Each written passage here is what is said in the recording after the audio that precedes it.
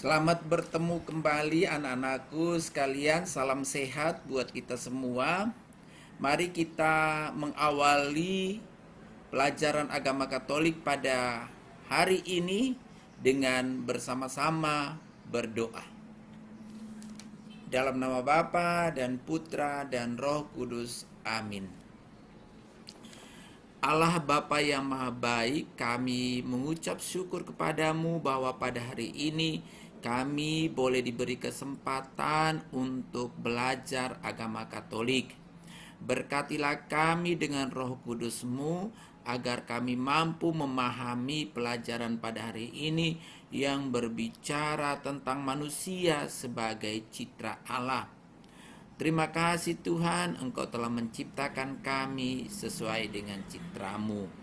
Ajarilah kami agar kami mampu memahami diri kami sebagai citra Allah, sehingga di dalam kehidupan nyata kami sehari-hari, kami boleh hidup sesuai dengan rencana dan kehendak-Mu sebagai citra Allah yang harus mencerminkan kehadiran Allah di tengah-tengah kebersamaan kami di dunia ini.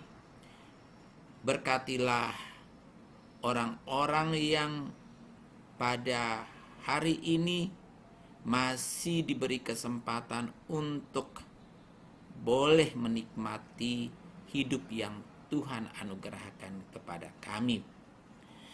Bapa yang Maha Baik, inilah doa kami yang kami sampaikan kepadamu dengan perantaran Kristus Tuhan kami. Amin. Dalam Bapa dan Putra dan Roh Kudus. Amin. Baik anak-anakku kelas 7 ya. Kita akan mengawali pelajaran agama Katolik ini dengan belajar bab. Jadi ada semester 1 ini ada 3 bab, yaitu yang pertama manusia sebagai citra Allah, yang kedua aku diciptakan sebagai perempuan dan atau laki-laki, dan yang ketiga tumbuh dan berkembang bersama orang lain. Dari 3 bab ini, masing-masing bab akan menawarkan beberapa sub pokok bahasan. Bab pertama, manusia sebagai citra Allah, ada 5 sub pokok bahasan. Yang pertama, aku citra Allah yang unik. 2, tugasku sebagai citra Allah. Yang ketiga, aku memiliki kemampuan. Yang keempat, kemampuanku terbatas. Dan yang kelima, syukur sebagai citra Allah. Baiklah anak-anakku yang terkasih, kita mulai dengan sub pokok bahasan yang pertama, yaitu aku citra Allah yang unik. Ya, aku citra Allah yang unik. Jadi siapa saja manusia, si A dan si B, kakak dan adik, orang tua, om, tante, nenek mungkin ada, itu adalah manusia sebagai citra Allah yang unik. Ya. Manusia sebagai citra Allah yang unik. Apa sebenarnya kata unik ini? Apa sebenarnya maksud dari kata unik ini? Unik itu artinya manusia itu diciptakan berbeda dengan yang lain. Manusia berbeda dengan yang lain. Manusia berbeda dengan hewan, Manusia berbeda dengan tumbuhan. Sedangkan antar sesama manusia pun kita berbeda. Sekalipun berasal dari orang tua yang sama. Sekalipun orang itu kembar, pasti ada bedanya. Dengan kata lain, kita semua berbeda. Lalu jangan disambung dengan berbeda-beda tetapi tetap satu. Atau kita semua berbeda, perbedaan itu adalah indah. Baik anak-anakku yang terkasih, di kalangan remaja atau mungkin pada usia seperti anak-anakku sekarang yang baru beranjak dari SD ke SMP, pasti mulai dengan perubahan-perubahan dalam diri anak-anakku. Lalu pasti anak-anakku bertanya, siapakah aku ini? Who am I? Ya, siapakah aku ini?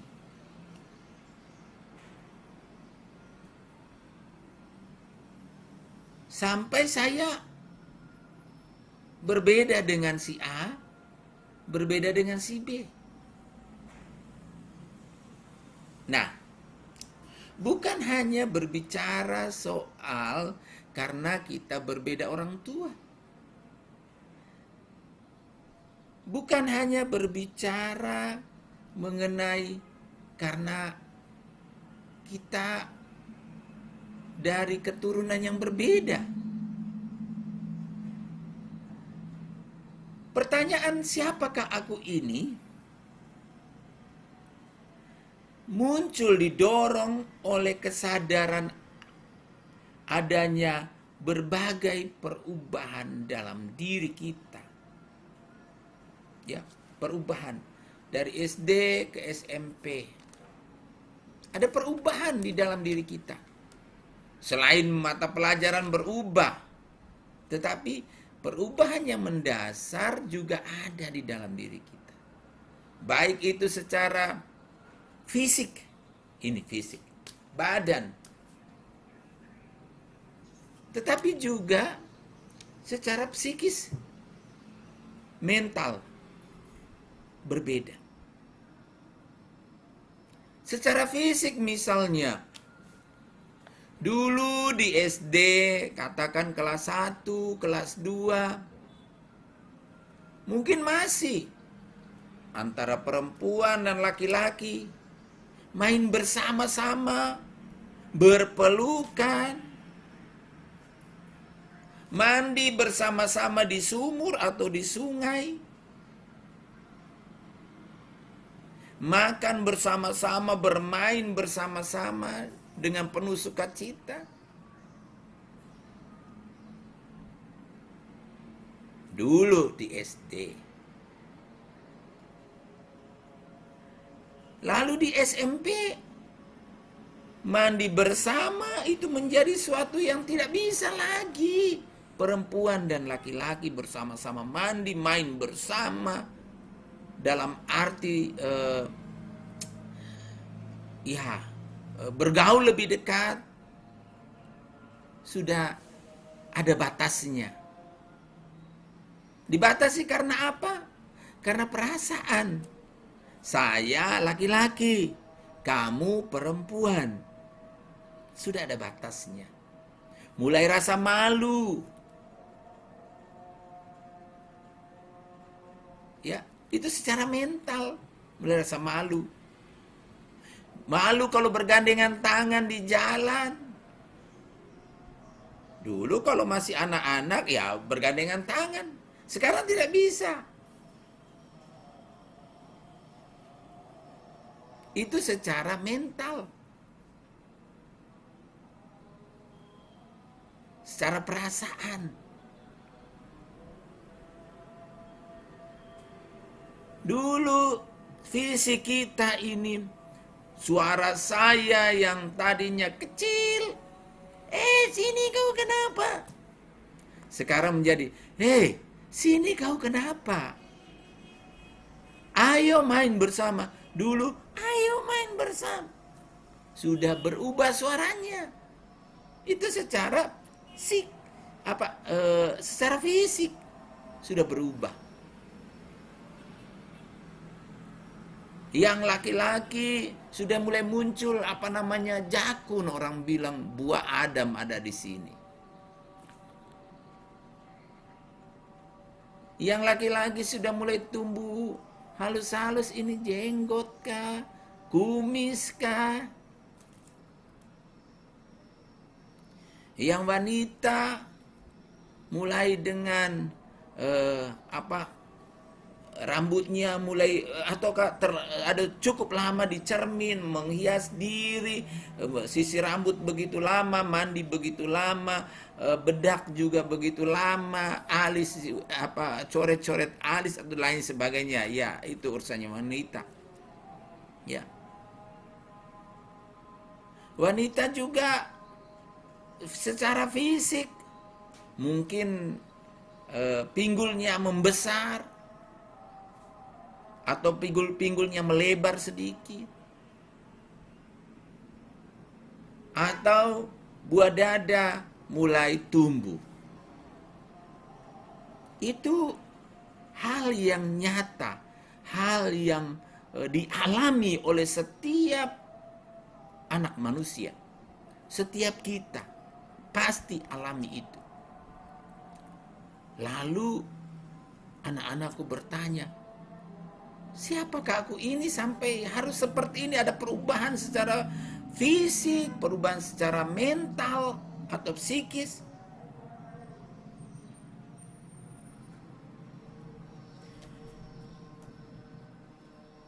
Jawabannya dapat direferensikan pada pengamatan unsur-unsur itu, fisik maupun psikis, ya, ada pada diri orang lain atau pada diri sendiri.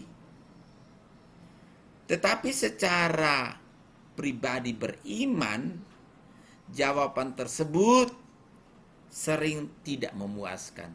Ya, saya tidak puas atas jawaban ini.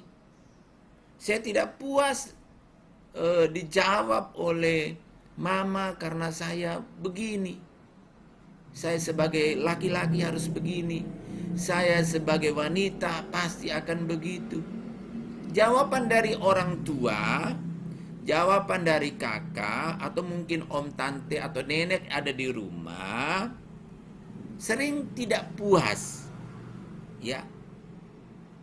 Tapi itu bertanya pasti harus supaya anak-anakku jangan bertanya saja di dalam hati, dalam dirinya sendiri, kenapa saya harus seperti ini? Kenapa saya harus seperti itu? Bertanyalah kepada orang tua, bertanyalah kepada om, tante, kakak, atau guru di sekolah, wali kelas, atau guru BK, atau guru yang paling dekat dengan kalian. Bertanyalah supaya bisa mendapat jawaban yang paling tidak menuju kepada pemahaman Anda sendiri. Ya, paling tidak jawaban itu dapat membantu Anda untuk memahami tentang diri Anda sendiri. Baik anak-anakku, dalam hal ini kitab suci juga memberikan jawaban yang dapat membuka pengetahuan tentang diri kita itu, ya. Yakni bahwa kita manusia itu, bahwa kita ini adalah ciptaan Allah yang unik, berbeda dengan ciptaan yang lain. Dan keunikan itu adalah dikehendaki oleh Allah. Ingat sekali lagi, keunikan itu adalah dikehendaki oleh Allah. Coba bayangkan, kalau kita tidak ada bedanya satu dengan yang lain, ya, sekalipun dalam orang tua yang sama, sekalipun sebagai saudara, sekalipun dia adalah kembar, pasti ada bedanya. Kenapa? Tuhan menghendaki ada perbedaan, ada keunikan itu, ya, supaya kita saling mengisi, supaya kita saling melengkapi, supaya kita saling menerima satu dengan yang lain. Baik, anak-anakku, sebagai pribadi manusia yang unik itu, oleh Allah dianugerahkan martabat yang luhur, ya. Sebagai manusia ciptaan Allah yang unik itu, Allah menganugerahkan kita martabat yang luhur. Ada tiga hal. Kenapa kita disebut manusia sesuai dengan citra Allah? Ya, manusia itu adalah gambar dan rupa Allah. Ada tiga hal. Yang pertama, manusia memiliki akal budi, ya, akal budi. Hewan memiliki otak, ya. Manusia memiliki akal budi. Kenapa? Memang otak, tapi kenapa disebut akal budi? Kalau akal budi itu untuk bisa berpikir. Hewan tidak berpikir. Ya. Yang kedua, manusia memiliki hati nurani. Ya. Kalau hewan juga punya hati, tapi tidak disebut hati nurani. Karena dia tidak bisa membedakan mana yang benar dan mana yang salah. Manusia punya hati nurani untuk bisa membedakan mana yang baik untuk dilakukan, mana yang tidak baik untuk tidak dilakukan. Ya. Jangan dilakukan itu. Lakukan ini. Ya, seperti itu. Itulah kita punya hati nurani. Dan yang ketiga, manusia memiliki kehendak bebas.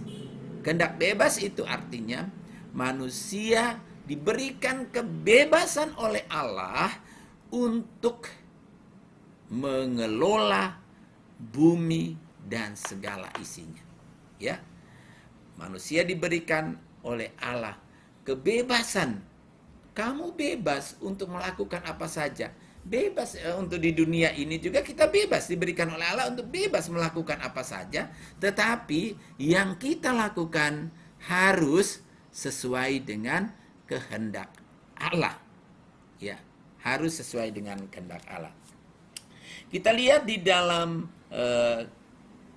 kitab Kejadian pasal 1 ayat 26 sampai 28. Boleh buka kitab sucinya? Kejadian bab 1 ayat 26 sampai 28. Bapak akan bacakan, kalian boleh baca dalam hati. Ya, yang tidak punya kitab suci boleh mendengar dengan baik, ya. Berfirmanlah Allah, baiklah kita menjadikan manusia menurut gambar dan rupa kita, supaya mereka berkuasa atas ikan-ikan di laut, dan burung-burung di udara, dan atas ternak, dan atas seluruh bumi, dan atas segala binatang yang melata, yang merayap di bumi. Maka Allah menciptakan manusia itu menurut gambarnya. Menurut gambar Allah diciptakannya dia, laki-laki dan perempuan diciptakannya mereka. Allah memberkati mereka, lalu Allah berfirman kepada mereka, beranak cuculah dan bertambah banyaklah. Penuhilah bumi dan taklukkanlah itu. Berkuasalah atas ikan-ikan di laut dan burung-burung di udara, dan atas segala binatang yang merayap di bumi. Demikianlah firman Tuhan, ya. Jadi Allah menciptakan laki-laki dan perempuan itu sesuai dengan gambar dan rupa Allah, ya. Sesuai gambar, pastiin gambar, ya, gambar. Contoh, ini gambar gambar Bunda Maria, ya, gambar Bunda Maria, atau gambar fotonya orang tua kita, atau gambar presiden, wakil presiden, ya, gambar, ada gambar. Gambar mau menyatakan bahwa kita itu diciptakan Allah itu ada kepala sampai dengan kaki, ya, kepala, badan, kaki, ya. Sama juga dengan Allah pun demikian. Ada bagian tubuh yang seperti itu. Bagaimana kita bisa tahu bahwa Allah pun demikian? Di dalam pribadi Yesus Kristus, Tuhan, Juru Selamat kita, kita dapat melihat bahwa Yesus punya bagian kepala, bagian badan, dan bagian kaki. Ya. Jadi kita ini adalah gambar Allah. Bagaimana dengan rupa? Rupa itu berbicara tentang sifat, tentang sikap.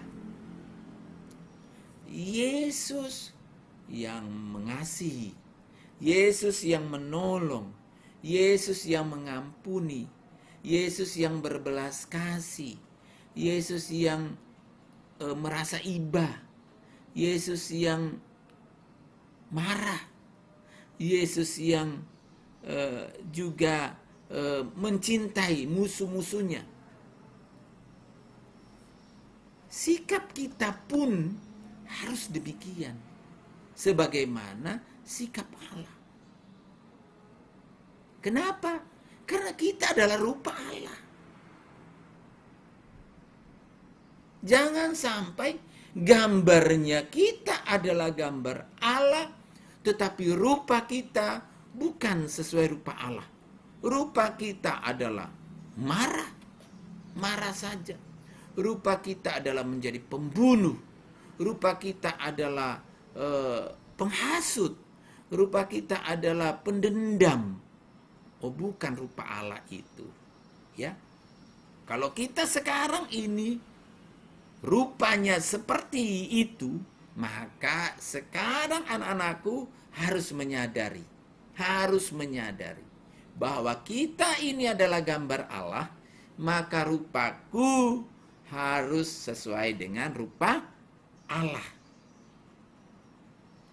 Sehingga dengan demikian, kehadiran kita di dunia ini, kehadiran anak-anakku di dunia ini, kehadiran Bapa di dunia ini harus menghadirkan Allah itu sendiri, Allah yang menyelamatkan manusia.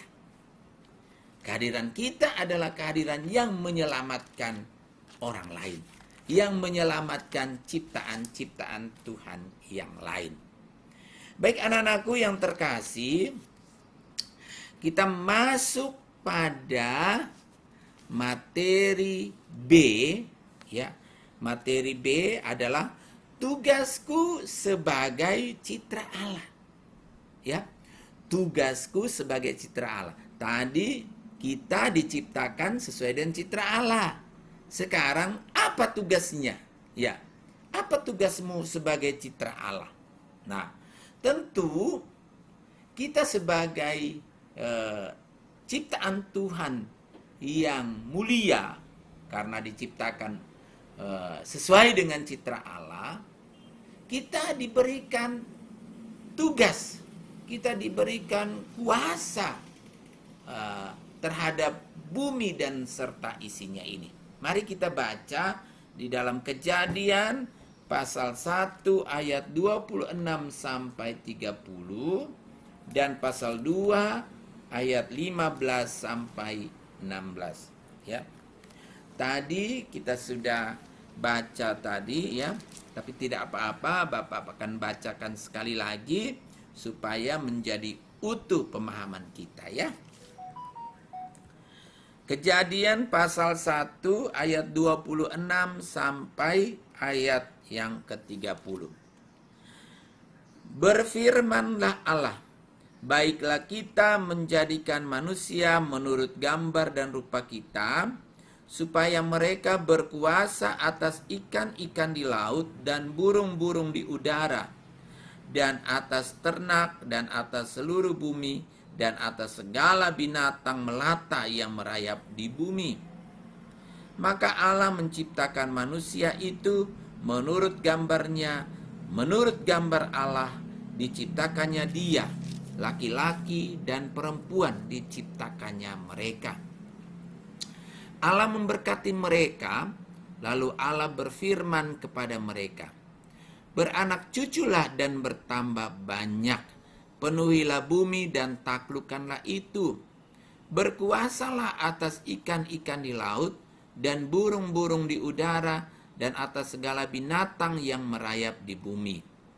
Ya. Sekarang, masih ada.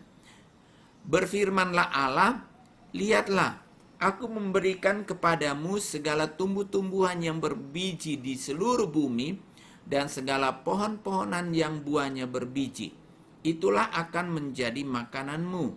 Tetapi kepada segala binatang di bumi dan segala burung di udara dan segala yang merayap di bumi yang bernyawa, kuberikan segala tumbuh-tumbuhan hijau menjadi makanannya. Dan jadilah demikian. Sekarang bab 2 ayat 15 sampai 16. Tuhan Allah mengambil manusia itu dan menempatkannya dalam Taman Eden untuk mengusahakan dan memelihara taman itu. Lalu Tuhan Allah memberikan perintah ini kepada manusia. Semua pohon dalam taman ini boleh kau makan buahnya dengan bebas.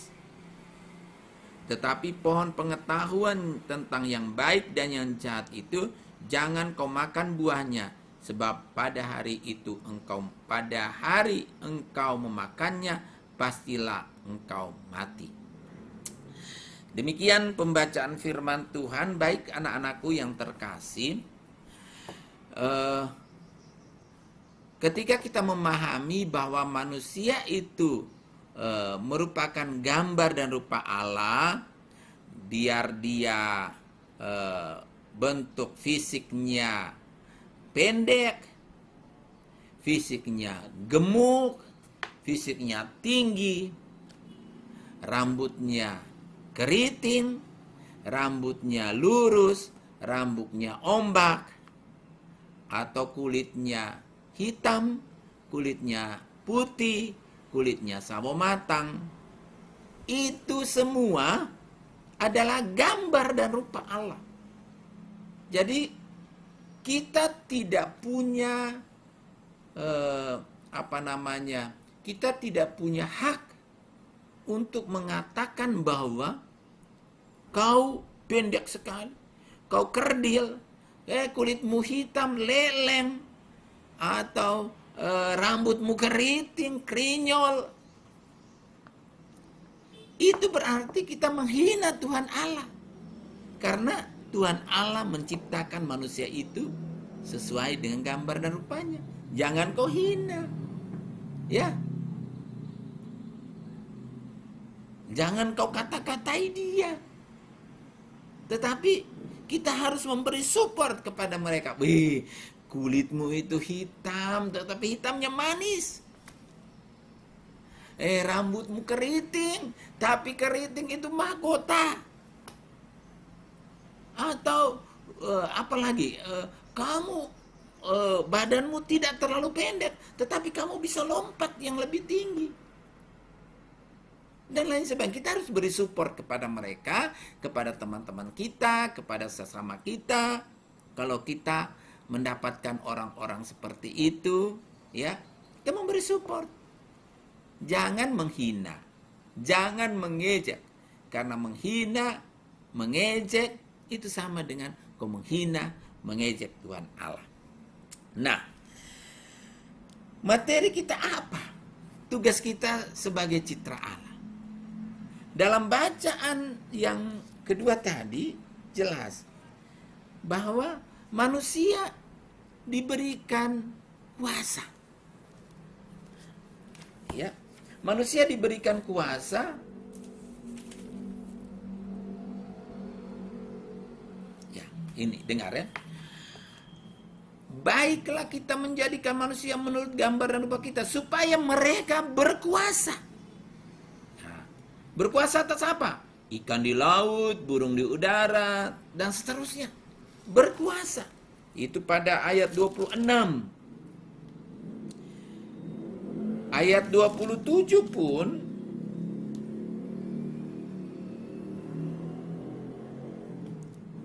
bahwa manusia diciptakan pria dan wanita, perempuan dan laki-laki.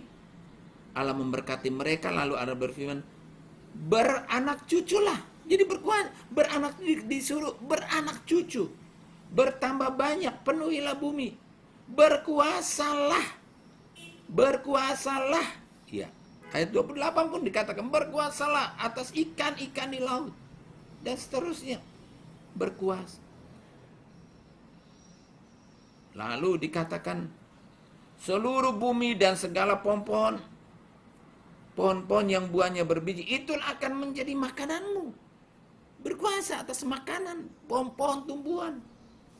Ya. Intinya Allah menciptakan manusia sesuai dengan citra Allah, mempunyai tugas.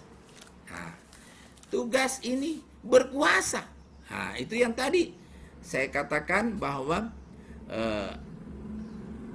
manusia berbeda dengan ciptaan yang lain, hewan dan tumbuhan, karena ada memiliki 3 keunggulan. Yang ketiga tadi supaya manusia berkuasa. Ya. Berkuasa terhadap bumi dan segala isinya. Ya. Manusia berkuasa terhadap hewan, manusia berkuasa terhadap tumbuhan. Tetapi manusia tidak berkuasa atas manusia.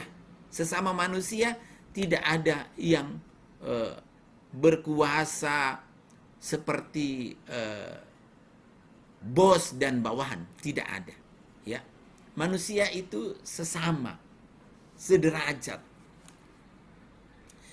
Nah, kuasa yang bagaimana yang diharapkan oleh Allah kepada manusia? Yang diharapkan Allah supaya manusia berkuasa itu terhadap hewan itu jangan memburu sembarang, membunuh itu hewan-hewan sehingga menjadi punah. Maka sekarang pemerintah melarang memburu ini, memburu binatang itu, memburu burung, katakan burung cendrawasih di Irian, tidak boleh, dipelihara oleh negara. Kita juga misalnya di laut, para nelayan tidak dibenarkan memburu ikan-ikan di laut dengan menggunakan bom. Karena apa? Karena bisa mematikan ikan-ikan yang belum bisa dikonsumsi dan juga merusak seluruh biota laut. Ya. Maka itu dilarang, ya. Kalau mau memburu ikan menggunakan misalnya mancing, misalnya pukat, ya, itu baru boleh dibenarkan, ya. Nah, itu hewan.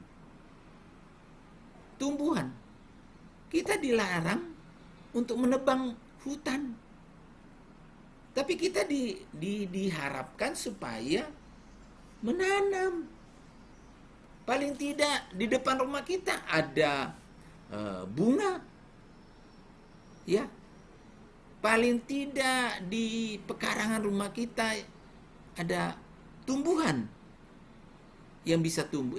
Pak, saya tidak punya pekarangan lagi. Rumah dan tanah saya sudah pas. Ya, ada kan orang bisa buat dari pot-pot bunga digantung-gantung di tembok itu yang bagus, ya. Itu sebenarnya, ya, tugas kita itu berkuasa. Berkuasa itu tidak sewenang-wenang. Berkuasa itu berarti menguasai hewan, menguasai tumbuhan, itu harus sesuai kehendak Allah. Harus sesuai dengan kehendak Allah. Kalau memburu dan membunuh hewan-hewan peliharaan yang dilindungi oleh pemerintah, berarti kita berkuasa tidak sesuai kehendak Allah.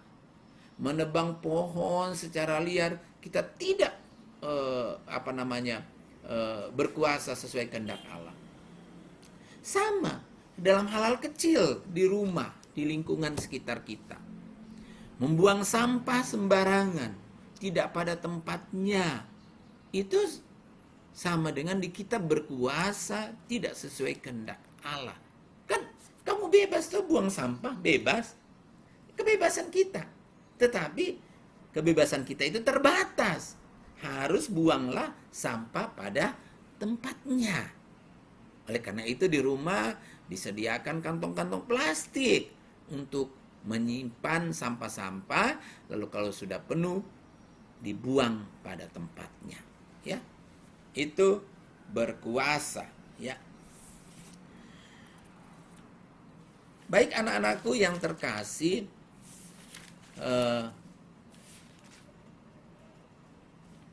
dengan demikian materi pelajaran kita hari ini, penjelasan Bapak sudah selesai. Nanti kalian akan mengerjakan LKS, ya. LKS ini nanti Bapak fotokopi lalu Bapak suruh ambil di mana, ya. Saya kira itu. Sekian dan terima kasih. Mari kita tutup pertemuan ini dengan kembali berdoa. Dalam nama Bapa dan Putra dan Roh Kudus. Amin. Bapa yang Maha Baik, terima kasih Engkau telah menyadarkan kami melalui pelajaran ini bahwa kami adalah manusia citramu. Kami Engkau ciptakan berbeda satu dengan yang lain, berbeda dengan tumbuhan dan hewan. Kami Engkau ciptakan dengan akal budi yang baik. Engkau ciptakan dengan hati nurani. Engkau ciptakan dengan kebebasan. Oleh karena itu Tuhan, ajarilah kami untuk selalu menyadari akan betapa pentingnya kami untuk saling menghargai, dan kuasa yang Tuhan berikan kepada kami sifatnya terbatas. Kami harus menguasai bumi dan segala isinya. Hewan, tumbuhan harus sesuai dengan kehendak-Mu. Ajarilah kami untuk senantiasa bersyukur atas segala yang Tuhan sudah berikan. Demi Kristus Tuhan dan pengantara kami. Amin. Pada Putra dan Roh Kudus. Amin.